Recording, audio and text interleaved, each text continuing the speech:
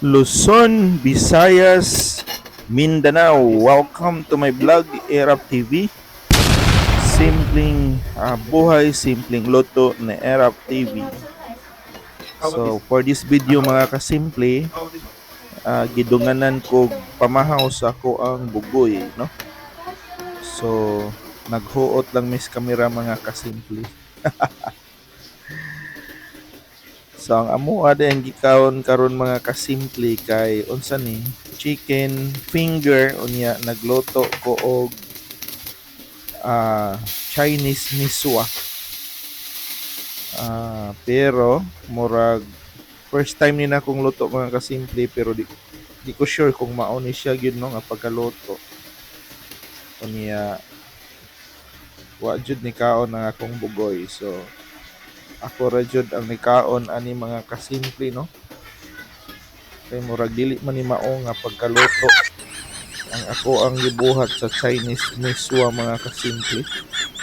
So kinsay nakatry ani no, pwede ko ninyong tudloan ang saon siya pagluto. So first time ni nako pero ang lasa niya mga kasimple kay okay ra.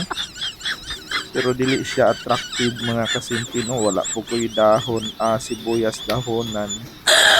So kuan gini siya, ginaling. Oh my God. Kanya kanang unsa ni lamas-lamas dayon gibutangan ako og itlog.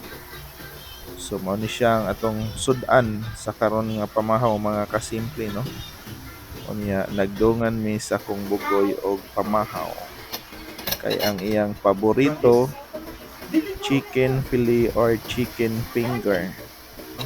Kay wala day bukog. So mao ni ang atong pagkaon karong buntaga. So nalingaw lang kung naghuna-huna mga kasimple no sa nahitabong panaglalis ni PNP Chief Tory o ni Basti no.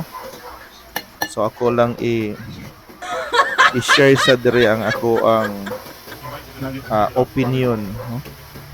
So ang ilang mga panaglalis no pero wala gid sila proper sit up or agreement kung mugduwa ba gid sila or dili. Tungod lang silang kalagot no. Unya si Tory ni kasa gid siya nga mag-fight sila. So walay klarong sabot pero nag-sit up gid siya dito og boxing ring no. So kay wa man ni tunga si Basti. So gi-declared niya yang kaugalingon nga siya ang nidaog. So murag kani nga sitwasyon mga kasimple no.